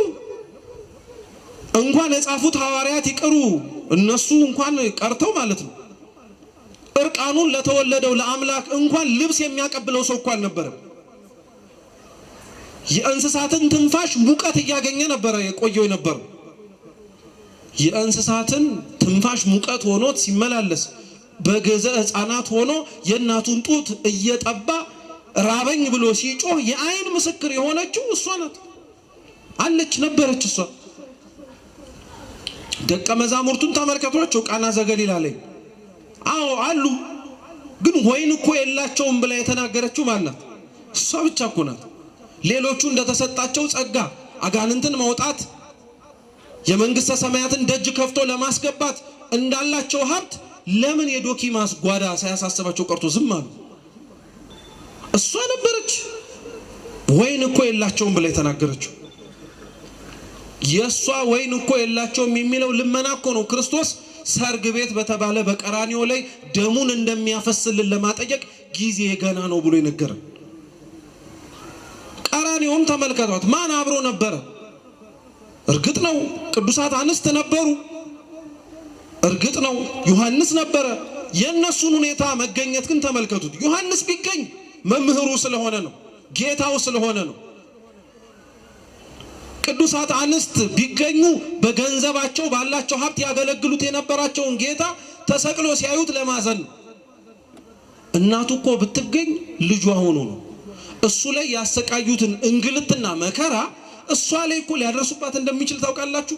አንቺ በመውለድሽ የመጣ መዘዝ ነው ብለው ይሄው ጾመ ፍልሰታ ላይ ሲነገር በሊቃውንቱ ዕለት የሰማችሁት ታሪክ ይሄ አይደለ? እሱ ተቀብሮ ከሙታን ተነሳ እንደተባለ እሷም ተቀብራ ተነሳች ብለው እንዳይበጠብጡን ብለው አይደለ ስጋዋን ለማቃጠል የምትቀበርበትን ቦታ ፈልገው ለማግኘት ሲደክሙ የነበሩት። እያንዳንዱ ቦታ ላይ እመቤታችን ያለችበት በህይወቷ ፈርዳ ነው። ወንጌል ላይ እመቤታችን ተጽፋ የምታገኙት ቦታ ሁሉም ቦታ አይሆን እንጂ ያለችበት ቦታ ቀላል አይደለም። ያለችበት ቦታ ለኛ ለመዳናችን ቁም ነገር ያለው። ሲቀጥል ክርስቲያኖች አለች ወጣች ገባች ተብሎ ስላልተጻፈ ህልውናዋን መጠራጠር አንችልም። አሁን አንዳንድ ሰው ስለመቤታችን ሰው ሲያስተምርም ሆነ ክርስቲያኖች ሲያስተምሩ ተወለደች፣ አደገች፣ አምላክን ጸነሰች። መጽሐፍ ቅዱስ ላይ ተጽፎ የምታገኙት የትኛው? ተወለደች አለ ወይ ጉድ! እናንተ እንዴት ነው ተወለደች የሚል አለ? አደገችስ የሚል አለ? ጸነሰችስ የሚል አለ? የለም። እንግዲያውስ መልሶ አለ የለም። ስለዚህ አሁን ስትጸንስ ያየናትን ድንግል ማርያምን ወለደችው ስትወለድ ስላልሰማን ስታድግ እድገቷንም ጭምር ስላልተመለከተን ህልውናዋን ልንጠራጠር ነው? እማይሆን ጥያቄ እኮ ነው። እንደው ስለምንደናገጥ ነው እንጂ እማይሆን ጥያቄ እኮ ነው። መኖሯን እያመንክ ስለ እድገቷ ጥያቄ ትጠይቃለህ? መኖሯን እያመንክ መቼ ነው የተወለደችው ብለህ ትጠይቃለህ? መኖሯን እኮ አምናል። ሰው የሚኖረው ሲወለድ ነው። ሰው የሚጸንሰው ለአካለ መጠን ለአቅመ አዳም ለአቅመ ሔዋን ለሴቶች ሲሆን ለአቅመ ሔዋን ሲደርስ ነው። ይሄን ካመንክ እንዴት ተወለደች የሚል ነገር ተጽፎ እስካላገኘው አላምንም ትላለህ? ችግር የለውም። ስለመወለዷ ስለመኖሯ ስለማደጓ ተጽፎ ባናገኝ ተጽፎ የምታገኙት ታሪክ ግን ስለመቤታችን ትልቅ ቁም ነገር ያለው እሱም አምላክን ስትጸንስ ነው። እስኪ እንደው ታሪካቸው ተወለዱ አደጉ ኮተኮቱ ወጡ ወረዱ ተብሎ በዛው አምላክን ጸንሷል የሚል ሌላ ሰው ታሪክ ታውቃላችሁ? እንዴት ነው አምላክን መጽነስ የቀለለብን ወገን? እንዴት ነው አምላክን በድንግልና መውለድ ዝቅ ያለብን? ኧረ ተው፣ ክብሯን እንወቀው እንጂ እማትሉበት አናውላት። ክብሯን ጠንቅቆ የሚያውቅ ሰው ጉንጭ አልፋ ንግግር ውስጥ ራሱ አይገባ። አንተ ስለመወለዷ መጽሐፍ ቅዱስ ላይ ትጠይቃለህ? አምላክን ወለደች ተብሎ እየተነገረ አንተ እድገቷን ካላየው አላምንም ትላለህ እንዴ? ጀርባዋን እንደ ኪሩቤል ዙፋን ሳይቆረቁሮ አምላክ አደረበት ተሸክመው ዞረች እየተባለ የሚገርም እኮ ነው። ክብሯን አለማወቅ ነው። የሌላውስ እሺ ክብሯን ባያውቀው አይገርምም። የኛዎቹ ግን በጣም ይደንቃል። እኛ ክብሯን አለማወቋን ጠንቅቀን ወንጌላውያን ጽፈውልናል፣ አስተምረውናል። ስለዚህ ወንጌላውያን ጽፈውልን አስተማሩን ባልናቸው ወንጌላት ግን እንዳልኳችሁ ብዙ ቦታ ተጽፎ እንዳገኙ ምክንያቱን ስሙ። አንደኛ ስለ ቤተ አይሁድ ትምህርት ነው። እስኪ ቤተ አይሁድ በሉ እንጂ ከባድ ትምህርት እኮ አይደለም። ግን ክርስቲያኖች ሁሌ ከህይወት ስብከት ጎን ለጎን ቋሚ የሆነ ትምህርት ማወቅ ያስፈልጋል። በቃ ስለዚህ ጠንከር ብላችሁ አዳምጡ። እስኪ ስለማን ትምህርት አልኳችሁ? ጎሽ ስለማን ትምህርት? ስለ ቤተ አይሁድ እስኪ በሉ። የቤተ አይሁድ ትምህርት ምንድነው? ክርስቶስ እንደሚወርድ እንደሚወለድ እንደሚመጣ ያምናሉ። ችግሩ ግን የመጣውን እርሱን ግን ለመቀበል ላይ ነው። ክርስቶስ ይወርዳል ብለው ካመኑ ይመጣል ብለው ከተቀበሉ ለምንድነው አምላካችን ጌታችን ኢየሱስ ክርስቶስ በምድር ላይ ሲራመድ ያላመኑት? እነሱ እንደጠበቁት አመጣጥ ስላልመጣ ነው። ጌታ ሰው ሆኖ የመጣበት ጊዜ ለእስራኤላውያን በሮም ቀኝ ግዛት የተገዙበት ነፃነታቸውን አጥተው መሲሁ አዳኙ ነፃ አውጪውን የሚጠብቁት እንደ ክርስቶስ አህያ ላይ ተቀምጦ እንዲመጣ አይደለም፣ ፈረስ ላይ ተጭኖ ነው። እንደ ክርስቶስ 12 ያልተማሩ ይግባ የማይባሉ ያረጁ ወጣት የሆኑ ድብልቅልቅ ያለ ሰው ይዞ እንዲመጣ አይደለም። እነሱ የጠበቁት መኳንንትን ወታደርን አስከትሎ ቀኝ የገዟቸውን ሮማውያንን ድል የሚያደርግላቸው ሰው ነው የጠበቁት። በጠበቁት መንገድ ስላልመጣ ጌታን ለመቀበል ከበዳቸው። ዛሬም በነገራችን ላይ እግዚአብሔር በህይወታችሁ እንዳለም እንደሌለም ለማወቅ በጣም በምትሞክሩት ልክ እንደሌለም ይመስላችሁ ለምን እንደሆነ ታውቃላችሁ? በጠየቃችሁትና ስራ ባላችሁት መንገድ ስለማይሰራ ነው።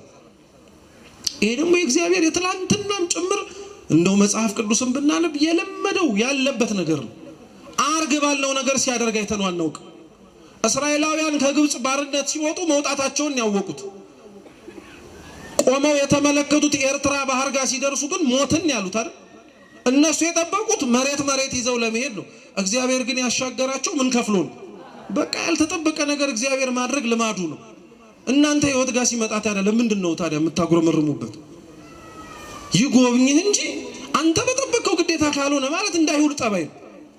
አይሁድ እንዲህ ባለው መልክ ይጠብቁት የነበረውን ክርስቶስ ሰው ሆኖ በሚመላለስበት ጊዜ ላይ አልፈለጉትም። ሲያስተምር አይሰሙትም። ጉባኤውን ይበጠብጣሉ። አልፎ ተርፎ እንኳን ራሱን የእግዚአብሔር ልጅ ብሎ ይጣራል ብለው በመስቀል ላይ የሰቀሉት አይሁድ ናቸው። እነዚህን አልፎ ተርፎ የእግዚአብሔር ልጅ ብሎ ራሱን ይናገራል ያለውን ክርስቶስን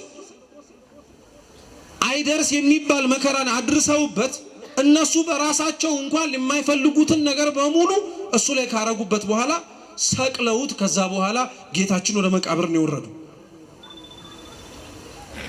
ጌታውን እሱ ባለቤቱን ያላመኑ ስለናቱ ቢሰበክ የሚሰሙ ይመስላችኋል? መጀመሪያ ሰው በነገራችን ላይ እመቤታችንን ለመውደድም እየሰማችሁኝ እመቤታችን ለመውደድ ትፈልጋላችሁ? ስሙኝ በደም ሰው እመቤታችንን የሚወደው ሰው ስለ እመቤታችን ዕውቀት ሊኖረው የሚችለው መጀመሪያ ክርስቶስን ሲያውቀው። እሱን ስለናቁት እሷን ያከብራታል ብሎ መጠበቅ በጣም የሚገርም ነገር ነው። እሱን ካዋረዱት እሷን ያከብራታል ብሎ መጠበቅ በጣም ከባድ ነገር ነው። አይሁድ ክርስቶስን ይጠሉት ስለነበረ አይሁድ ክርስቶስን ይጸየፉት ስለነበረ ወንጌላውያን የወንጌል ጽሕፈት ዋና ዓላማቸው ክርስቶስ አምላክ እንደሆነ እንዲያምኑ ስለሆነ በዚህ ምክንያት ወንጌላትን ሲጽፉ ስለሷ ብዙ ቦታ ለማንሳት አይፈልጉም። ምክንያቱም መጀመሪያ ማንን ማመን ይቀድማል? ክርስቶስን። እሱን ካመኑ በኋላ ስለሷ ሲነገራቸው ማንም ቅር አይለው። አንደኛው ምክንያት ይሄ ነው። ሁለተኛው የአሕዛብ ትምህርት ነው። አሕዛብ ደግሞ ምን አይነት ጠባይ ያላቸው መሰላቸው? አሕዛብ በጥቅሉ በአንድ ሳይሆን በብዙ አማልክት ነው የሚያመልኩት። ለብዙ አማልክት ይሰግዳሉ። ለሰማዩም፣ ለምድሩም፣ ለውሃውም፣ ለሁሉም ራሱን የቻለ አምላክ አለ ብለው ነው የሚቀበሉት። ለዛ ነው ክርስቶስ ራሱ አይታችሁ ከሆነ ግብፃውያን እስራኤላውያን ከግብፅ ባርነት ልክ እንደወጡ የሲና ተራራ ላይ የሰጣቸው የመጀመሪያው ሕግ ምንድን ነው? ከኔ ከአምላከ ከእግዚአብሔር በቀር ኧረ መልሱ ባካችሁ። ለምን ይመስላችኋል? ግብፅ ውስጥ ብዙ ጣዖት አይተዋላ። ግብፅ ውስጥ ብዙ የሚሰገድላቸው ሰዎች ተመልክተዋል። ስለዚህ እንደነዚህ አይነት ጠባይ ውስጣቸው እንዳያደር ከአንዱ ከእግዚአብሔር ውጪ ሌላ አምላክ የለም አላቸው። እንዲያውም የኦሪቱ ምንባብ ሲቀጥል በሰማይም ካለው በምድርም ካለው በባህር ጥልቁም ካለው ከአሳውም ከምኑም አይነት ነገር ምልክት አድርገህ እንዳትሰግድለት ብሎ ተናገረ። የአሕዛብ ልማዳቸው ጣዖት አምልኮ ስለሆነ ስሙ። አሁን አሕዛብ ብዙ አማልክት አላቸው። አንድ አምላክ ሳይሆን በብዙ አማልክት እምነት ውስጥ የሚራመዱት ማለት ለአሕዛብ እንኳን ስለ ክርስቶስ ይቅርና ስሙ ስለ እመቤታችን ማስተማር ችግሩ ምን መሰላችሁ? አሕዛብ ክርስቶስን አምላክ ነው ብላችሁ ብትሰብኳቸው ችግር የለባቸውም፣ ይቀበሉታል። ምክንያቱም ብዙ አማልክት ስለሚያመልኩ ከማናውቀው አማልክት መካከል እሱም አንዱ ሊሆን ይችላል ብለው ስለሚገምቱ። ይሄም በምን አወቅ ካላችሁ የሐዋርያት ሥራ ምዕራፍ 17 ላይ ቅዱስ ጳውሎስ ለአገልግሎት ያልፍባት በነበረችው ከተማ ላይ ግሪካውያን መሰዊያ ሰርተው የማይታወቅ አምላክ ብለው ይሰግዱ ነበር። ብዙ ጣዖት እኮ ያመልካሉ። ጨንቋቸው መመለክ ያለበት ኖሮ እኛ የረሳነው አለ ብለው አስበው የማይታወቅ አምላክ ብለው ጽፈው ይሰግዱ ነበር። ጳውሎስ ጠቢብ ስለሆነ ተጠጋና ጠየቃቸው። ይሄ የምትሰግዱለት በመሰዊያው ላይ የማይታወቅ አምላክ ብላችሁ የጻፋችሁት ማንን ነው አለ። አያውቁትም። አናውቀውም፣ የማይታወቅ አምላክ ነው አለ። እናንተ ማታውቁት እኔ የማውቀው አምላክ እሱ ነው አለ። ስለ ክርስቶስም አስተማራቸው። እየሰማችሁ ነው? ስለዚህ ስለ ክርስቶስ ለአሕዛብ ብዙ ጣዖት እያመለኩ መስበክ እሱንም ከሌሎች ጣዖታችሁ ጋር ጨምሩትና አምልኩት እንደማለት ነው። ይሄ ደግሞ እኮ ብሎ ቢያቆም አንድ ነገር ነው። ስለ እመቤታችን ስለ እነዚህ ሰዎች መስበክ ችግሩ ምን መሰላችሁ? አሕዛብ እንዳላቸው እምነት አማልክትን ይወልዳሉ ብለው ያምናሉ። እየሰማችሁ ነው? አንድ አምላክ ሌላ አምላክ ይወልዳል ብለው ያምናሉ። ስለዚህ እመቤታችን የአምላክ እናት ናት የሚል ትምህርት ሲሰሙ እሷም ምንድናት ወደሚለው ዝንባሌ እንዳይሄዱ ጎሽ አምላክ ናት ብለው እንዳያስቡ ነው። ዛሬ ይሄንን እኮ እኛም ረሳ ነው። ጠላት ግን ያስታውሷል። አሁን እመቤታችንን እንደ አምላክ ነው የምታመልኳት ክርስቲያኖች ይባላል አይደል? ክስ ሲሰማ ሰምታችሁ ታው የአሕዛብ ጠባይ ነው። እነሱ በብዙ ጣዖት ስለሚያመልኩ እኛንም ጣዖቶቻቸው እንደሚዋለዱት ይዋለዳሉ ብለው ስለሚገምቱን ወንጌላውያን ብዙ ስለሷ መጻፍ እየፈለጉ ያልጻፉት አይሁድ ስላላቸው ቀና ስላልሆነ ስለ ክርስቶስ አመለካከት፣ አሕዛብ ስላላቸው ስለ ብዙ ጣዖት አምልኮ ብዙ ስለሷ መናገር ቢፈልጉም አላስተማሩም፣ አልተናገሩም። የተናገሯቸው ነገሮች ግን እንዳልኳችሁ በጣም ቀላል አይደለም። ቤተልሔም ስትሄዱ ታገኟታላችሁ። ቀራንዮም አለች፣ ቃና ዘገሊላ አለች። ክርስቶስ ከሙታን መካከል ተነስቶ ሰላም ለእናንተ ይሁን ብሎ በተናገረበት በዛ አዳራሽ ውስጥ እመቤታችን አለች። ስለዚህ ያለችበት ቦታ በሙሉ ትልቅ ነገር ስለሆነ ወንጌላውያን ስለጻፉ ስላስተማሩን ስለ እመቤታችን ቅድስት ድንግል ማርያም እንማራለን። እስካሁን ስንት ምክንያት ነገርኳችሁ? 2። ሶስተኛው ለምን ቤተክርስቲያን ስለ ጌታን ስለወለደችው ስለ እመቤታችን ድንግል ማርያም ታስተምራለች ትናገራለች ተብላችሁ ብትጠየቁ መልሱ ደግሞ ሶስተኛው እመቤታችን የአማንያን ምሳሌ ስለሆነች ነው። እስኪ እመቤታችን በሉ እንጂ የምን ምሳሌ ስለሆነች? አማንያን ሲበዛ ነው። አማንያን ዋነኛው ቃሉ እምነት ነው። እምነት እንደምታውቁት ጌታችን ኢየሱስ ክርስቶስ ከሰው ልጆች ድህነትን መውረስ እንዲችሉ ከሚፈልግባቸው ነገሮች መካከል አንዱ ነው። እምነት ግዴታ ለአንድ ክርስቲያን ያስፈልገዋል። ምን ብሎ ማመንም ጭምር በነገራችን ላይ ይጠየቃል። ዋናው ማመን ነው አንልም። ቤተክርስቲያን ውስጥ ካመንክ በኋላ ያመንከውን ነገር ምን ብለህ እንደምታምነው ማወቅ አለብህ። ምክንያቱም ክርስቲያኖች ይህን ጥንቃቄ አድርጉ ባካችሁ። ድሮ የክርስቶስ ስሙ እዚህም እዛም ሲጠራ ስለምንሰማ ብዙዎች ተሳስተው የሄዱ ነበሩ።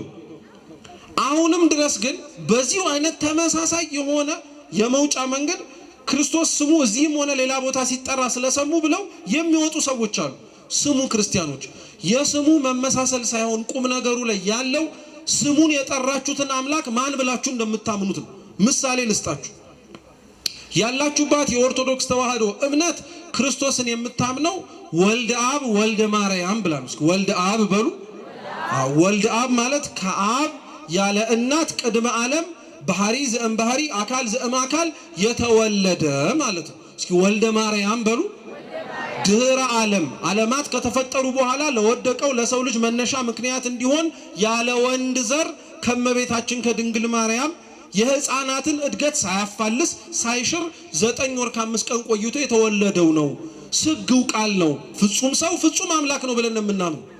ዛሬ እንዲያውም ታውቁ ከሆነ የእመቤታችን ውዳሴና ቅዳሴ ትርጓሜ የሚያበቃው መቼ ነው? ትናንት ነው አይደል ያበቃው? ዛሬ ምንድን ነበር ትርጓሜ? ጸሎተ ሃይማኖት አይደል? ጸሎተ ሃይማኖት ሲተረጎም ሰምታችኋል። ይሄን ነበር ቤተክርስቲያን ያስተማረችው። ይሄን ነበር ያስተማረችው። እናንተ እኔ ኦርቶዶክሳውያን የምናምነውን ክርስቶስ ሌላው ደግሞ ምን ብሎ እንደሚያምነው ስሙ። ፕሮቴስታንቱ የሚያምነው ክርስቶስን አምላክ ነው ብሎ አይደለም፣ ከአምላክነቱ አሳንሶት ነው። አንድ ካቶሊኩ የሚያምነው ክርስቶስን አምላክ ነው ብሎ አይደለም፣ ከተዋህዶ በኋላ ፍልጠት አለበት፣ መለያየት አለበት። ይህን ስጋ አረገው ይህን መለኮት አረገው ብሎ ነው። እኛ እንኳን መጽሐፍቶቻችን እንደዛ ተብለው ቢጻፉ ፍጹም ተዋህዶን ለማጠየቅ አልያም ለማስተማሪያም ጭምር ነው እንጂ እንደዛ ብለን እናምናለን ለማለት አይደለም። ካቶሊክ ከተዋህዶ በኋላ ፍልጠት አለ ብላ ታምናለች። ይሄ ገርመሃል እንዴ? የእስልምና እምነት ክርስቶስን የሚያምነው እንደ አንድ ነብይ ነው። በሩቅ ምስራቅ ያሉት እንደ ሂንዱይዝም ሽንቱይዝም የምትሏቸው በብዙ አማልክት ነው የሚያመልኩት። ክርስቶስ የሚለውን ስምም ሰምተውት የማያውቁም አሉ። አሁን ወደ እናንተ ልምጣላችሁ እና ዋናው ማመን ነው የምትሉኝ? ምን ብለህ እንደምታምነው ማወቅ የለብህም እንዴ? አለብህ። እምነትን ክርስቶስ ይፈልጋል ካንተ ማለት ማን ብለህ እንደምታምነው መስማት ማወቅ ይፈልጋል ማለት ነው። እምነት ደግሞ ብቻውን አይሰራም። እንደምታውቁት ስራም ይጠይቃል። ብዙዎች ስለ እምነት ሲለምኑ ሐዋርያት ራሱ ክርስቶስን እምነትን ጨምርልን ብለው ሲማጸኑት እንሰማለን። እምነት ትልቅ ነገር ስለሆነ ነው። ጌታችን ራሱ ስለ እምነት ታላቅነት ትንሽ እንኳን ማመን ያለውን ትልቅ ቦታ ለማስረዳት የማቴዎስ ወንጌል ምዕራፍ 21 ላይ የሰናፍጭ ቅንጣት ታክል እምነት ቢኖርህ ይህን ተራራ ከዚህ ተነስተ ሂድ ብትል፣ ይህን ሾላ ከዚህ ተነቅለ ወዲያ ሂድ ብትል ይሆናል አለ። የምን ታክል እምነት ነው ያልኳችሁ?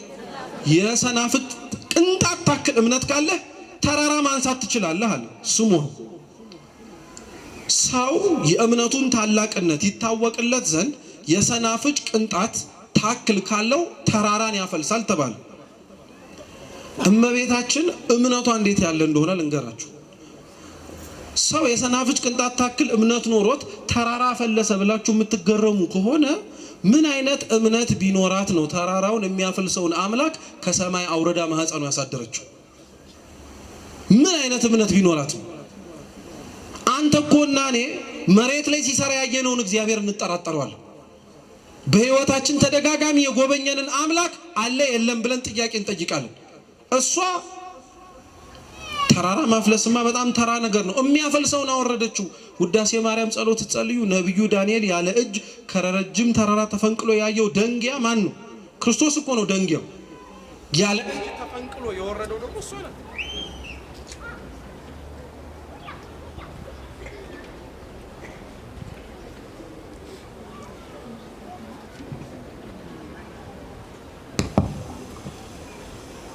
ያለ እጅ ከተራራው ሲፈነቀል ያየነው ድንጋይ እርሱ ነው። ጽኑ የሆነው አለታችን ጌታችን ኢየሱስ ክርስቶስ ነው። ያ ድንጋይ ያረፈበት መሬት ናቡከደነጾር ያሰራውን ጣዖት ያደቀቀው አምላክን እንድናየው ምክንያት የሆነችን እሷ ናት። እንደመቤታችንማ ማን አማኝ አለ መሬት ላይ? ጻድቃን ቢያምኑ፣ ሰማዕታት ቢያምኑ፣ ሁሉም እንደየክብራቸው ያሉ ቅዱሳን ቢያምኑ እምነታቸው ከሷ ጋር ራሱ አይነጻጸር። ማን ነው እንደሷ አማኝ? እውነቴን እኮ ነው የምላችሁ። አሁን ወደፊት የምንገባበትን የጽጌ ጾምን አስታውሱት። እንጀራ ሙሉ ይዛ ጀርባዋ ላይ አዝላ ለእስራኤላውያን መና ያወረደውን ከአለት ላይ ውሃ ያጠጣቸውን አምላክ ይዛ ተጠማው ብላ ለመነች። ተጠማው ብላ መለመኗ እንዲደንቃችሁ አይደለም፣ የማይደንቆ ነው አይደለም። እንዲደንቃችሁ ግን የምፈልገው አለመጠራጠሯ ነው። እየራባት እየጠማት እንዴት አትጠራጠሩ? እሺ ተውት፣ ይሄም ላይ ደንቃችሁ ይችላል። ከሊጦስጥራ አደባባይ አንስቶ እስከ ጎሎጎታ ድረስ ሲወድቅ ሲነሳ አይተዋለች። አቅም አንሶት የተሸከመውን መስቀል ስምዖን ቀሬናዊ ሲሸከምለት ተመልክታለች። ልብሱን ገፈውት እርቃኑን እንደተወጠረ ብራና በሚስማር ሲቸነክሩት አይታለች። ምራቃቸውን ሲተፉበት ተመልክታለች። ጀርባውን ሲገርፉት አይታለች። አንዴም እንኳን አትጠራጠርም። አንዴም እንኳን አምላክ ከሆንክ ብላ አታስብም።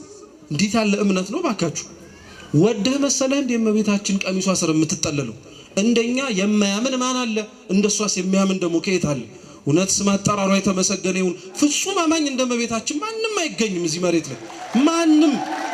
ሁላችንም ብናምን እንከን አለብን። እምነታችን ላይ መጠራጠር አለብን። የሷ እምነት እንደዚህ የለው። ስለዚህ ለምንድን ነው ስለሷ የምትማሩት? ትባል የአማንያን ምሳሌ ናታ። ከኛ ወገን የታጣውን እምነት እሷ ላይ አይተነዋል። ከኛ ወገን የታጣውን እምነትን እሷ ውስጥ በደንብ አድርገን ተመልክተነዋል። ስለሷ ለዛ ብለን እናስተምራለን። እየሰማችሁኝ ነው? አራተኛው ስለ እመቤታችን የምናስተምርበት ምክንያት ደግሞ ምን መሰላችሁ? በነገረ ድህነት ውስጥ ስላላት ድርሻ። እስኪ በነገረ ድህነት ውስጥ በሉ ስላላት ድርሻ። በሌላ አገላለጽ በእኛ መዳን ውስጥ ስላላት ድርሻ ስለ እመቤታችን ዛሬም ነገም ከነገ ወዲያም እንናገራለን። የኛ ድህነት እንደምታውቁት ጌታችን መድኃኒታችን ኢየሱስ ክርስቶስ ሰው ሆኖ በዚች ምድር ላይ የፈጸመልን ነው።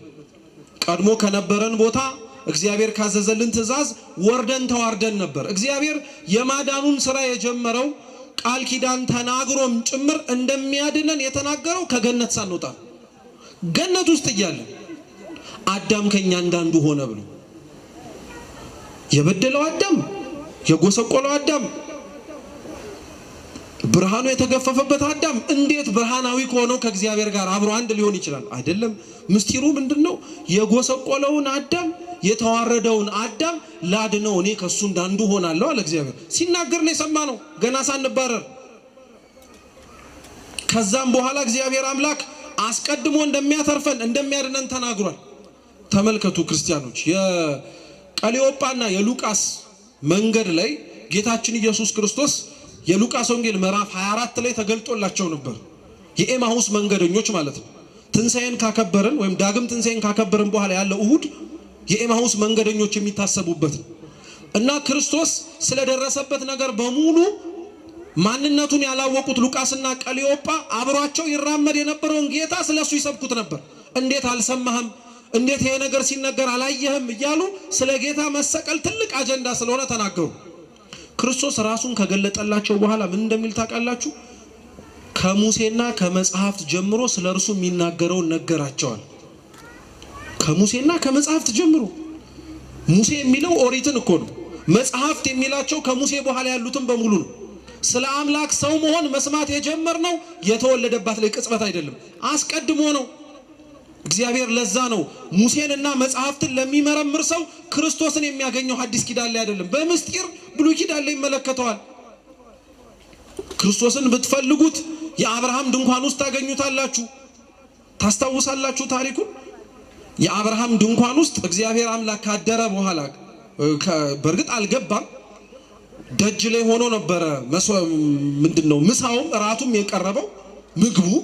ነገር ግን ክርስቶስ ምን እንዳለ ታስታውሳላችሁ? ልክ ከዛች ከመምሪያ አድባር ዛፍ ስር ከመሄዱ በፊት ለአብርሃምና ለሳራ ቃል ነው የገባላቸው። በመጪው ዓመት ስመጣ ልጅ ትወልዳላችሁ ነው ያለው። እስኪ በመጪው ዓመት በሉ ሁላችሁ። ስመጣ ምን ትወልዳላችሁ? ቤታችሁ ገብታችሁ አንብቡት። እግዚአብሔር ድጋሚ የአብርሃም ደጅ አልመጣም። ደግሜ በመጣ ብሎታል። ግን ደግሜ ስመጣ ምን ትወልዳላችሁ ብሎታል። እግዚአብሔር ደግሞ አልመጣም። ግን አብርሃምና ሳራ ልጅ ወልደዋል። ምን ሊላቸው ፈልጎ ነው? በወለዳችሁት ልጅ ውስጥ እኔን ታዩኛላችሁ እያላቸው።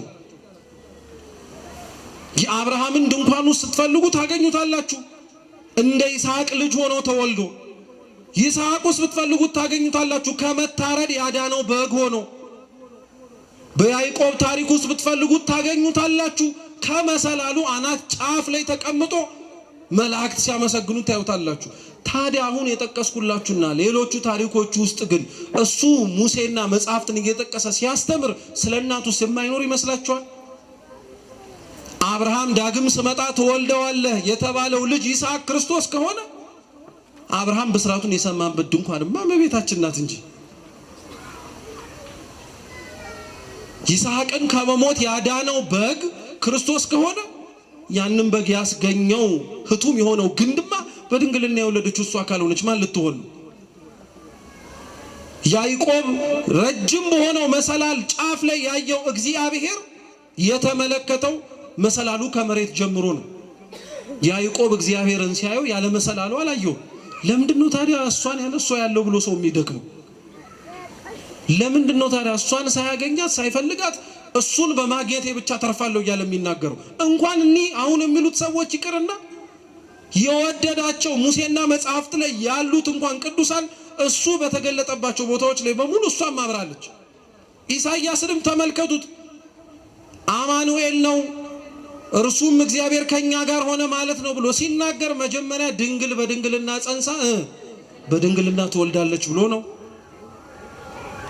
ሕዝቅኤል የተዘጋውን ደጃፍ ተመልክቶ ከዛ በኋላ ነው ደጃፉን ሳይከፍት ጎልማሳው ሲገባና ሲወጣ ያየው። ስለ ጎልማሳው ስለ ክርስቶስ አምኖ የሚሰብክ ሰው ካለ ሳይከፍት ገብቶ የወጣባት ደጅ እመቤታችን ላትሆን የምትችልበት ምን ምክንያት አለ? እቺ ያላችሁባት ቤተ ክርስቲያን ስለ ክርስቶስ የምትሰብከው ሙሴና መጽሐፍትን አንስታ ነው። ራሱ አለና ከሙሴ ከመጽሐፍት አንስቶ ስለ ራሱ ሰበከላቸው ነው ያለው። ስለ ተናገረባቸው ቦታዎች በሙሉ ብትፈልጉ እሷን አታጧትም። ስለ ድህነትስ ተመልከቱ። እግዚአብሔር መሬትን ብዙ ጊዜ ላይ ስላጠፋ ነው ጥፋት አጥፍቷል። ምሳሌ እግዚአብሔር መሬትን በንፍር ውሃ አጥፍቷታል። በኖህ ዘመን አለን አንመለስም አለ። መርከብ አሰራው። እሱ ሚስቱ 3 ልጆችና ሚስቶቻቸው 8 ነፍሳት እንዲገቡ አረገ። እንስሳቱን አስገባ። ሙሉ በሙሉ መሬት ላይ ያለው ነገር በሙሉ እንዲጠፋ አረገ። አንድ ልንዋሸው የማንችለው ሀቅ ቢኖር ክርስቲያኖች ኖህን ከነቤተሰቦቹ እና ከነእንስሳቱ ያተረፈው ምኑ ነው? መልሱ እንጂ እምነቱ መርከቡ ነው እንጂ መርከቡ ነው አይደለም። እኔ የሚገርመኝ ምን መሰላችሁ? ሙሴ ኖህን እና ቤተሰቦቹን እንስሳቱን ያዳነችው ያቺ መርከብ ማለት ነው። ስታድናቸው እና እነሱም በንፍር ውሃ እንዳይጠፉ ስትጠብቃቸው አምነውባት ነው ሁሉም እንዴ? እንስሳቱ የገቡት በሙሉ በቃ እሱ ውስጥማ ከገባን አንዳች ነገር አይነካንም ብለው ነው? አይዟችሁ አታስቡ፣ አይደለም። ግቡ ስለተባሉ ነው የገቡት። ትራፉ ስለተባሉ ደግሞ እግዚአብሔር በመርከቡ ምን አረጋቸው? የኖህ መርከብ ድንግል ማርያም ናት። እንኳን አምነዋት ለገቡት እንደነ ኖህ አይነቶቹ ጻድቃን ይቀርና የሚሰርቧትንም እንኳን አሕዛብን እንኳን ጠልላ ታስመራለች። የኖህ መርከብ ናት። ኖህ መርከቡን ሲሰራ አይተነዋል። የዳነባትን የተረፈባትን መርከብ የሰራው ኖህ ነው።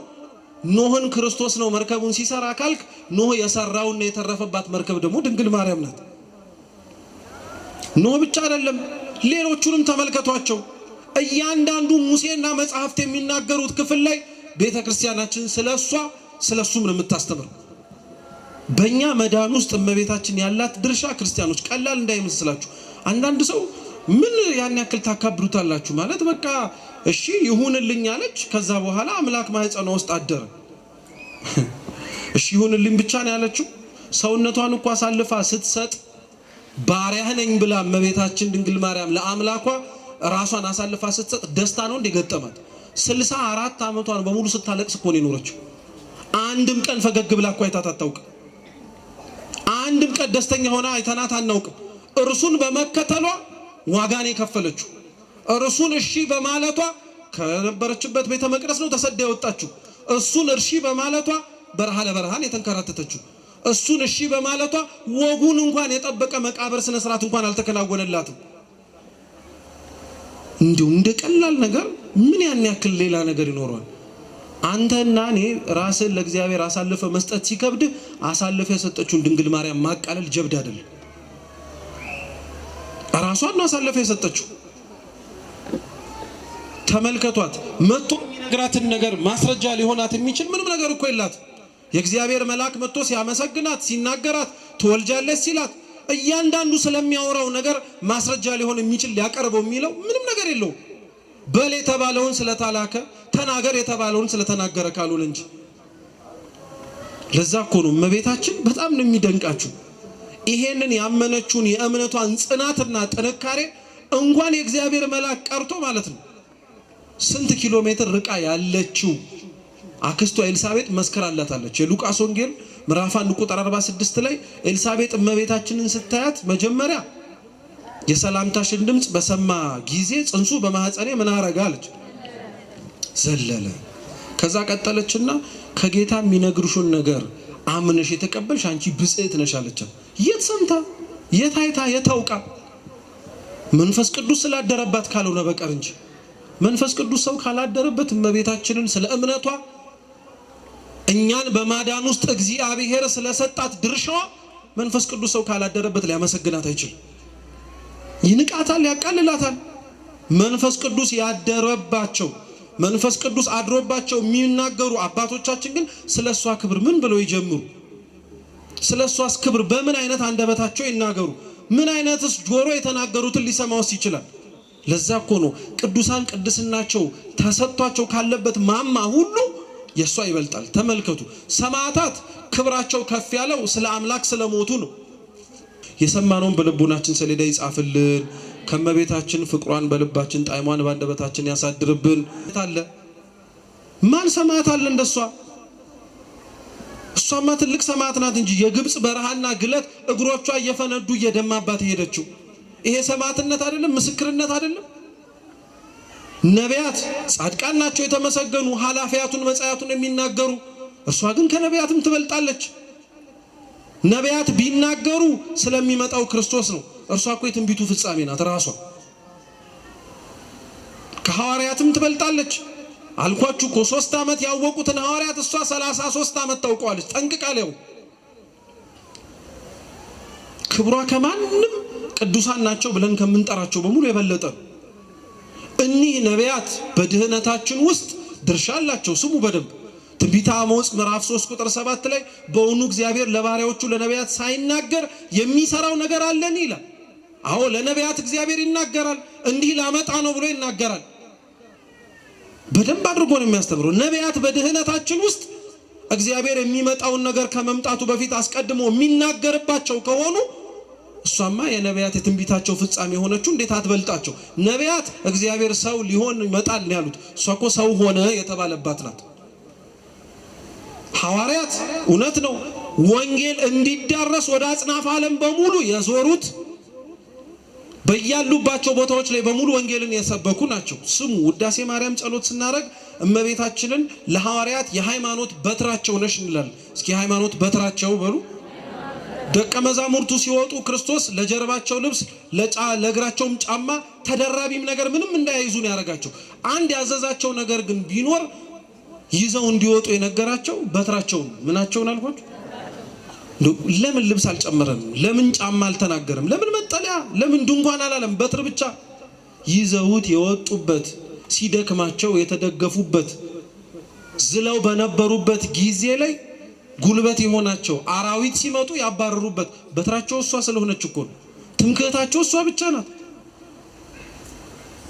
ክብሯ ልዕልናዋ ያላት ቦታ ቤተክርስቲያን ውስጥ ክርስቲያኖች አለመናገር ይቀላል። እውነት ለመናገር ዝም ማለት ይሻላል። ግን እንደው ከዝምታ ካለመናገር ግን ጥቂት መናገር ይሻላል ብለን ነው የምንሞክረው እንጂ በምንም አይነት መልኩ ቤተክርስቲያን ስለእመቤታችን ብዙ አውርታ ጠግባ ብዙ ተናግራ ጨርሳ ብዙ ስለሷ መስከራ ከዚህ በኋላ ሊኖር አይችልም የምትለው ነገር ሊኖር አይችልም። ገና እንናገራለን፣ ገና እናስተምራለን፣ ገና ወደፊት እንናገራለን። ብንችል በአፋችን ካልሆነ በህይወታችንም ጭምር። አፍ አውጥቶ ሰው ላይናገር እኮ ይችላል የእመቤታችንን ስራ። ህይወቱ ግን በደንብ አድርጎ ያሳብቅበታል። በደንብ አድርጎ አቀላጥፎ ለምን የአምላኩን እናት እንደሚያከብራት ክርስቲያን ሁሉ አይናገር እንጂ ልብ ውስጥ ያላትን ቦታ ግን ጠንቅቆ ያውቃታል። ጠንቅቆ እያንዳንዳችን እናውቃታለን። ግን እምነታችን መታመናችን ከእውቀት ጋር ሲሆን ግን የተሻለ ነው። ወንጌል ስለሆነች ወንጌላውያን ስላስተማሩ ስለ እርሷ ማወቅ ልጇን ማወቅ ስለሆነ እሷ የአማንያን ምሳሌ ስለሆነች ከምንም በላይ በእኛ መትረፍ ውስጥ በእኛ መዳን ውስጥ እግዚአብሔር አምላክ መርጦ ያስቀረልን ብቸኛ ዘር ስለሆነች ከሰው ያጣውን ንጽህና ቅድስና እሷ ላይ ስላገኘባት ከሰው ያጣውን መታመን በእሷ ላይ ስለተመለከተባት በአራቱም ማዕዘናት ዞሮ ያሻተተው እግዚአብሔር አብ ለባህሪ ልጁ ለወልድ ማረፊያ ትሆን ዘንድ የመረጣት እሷ ብቻ ስለሆነች ቤተክርስቲያን ስለእመቤታችን ዛሬም ነገም ከነገ ወዲያም ታስተምራለች።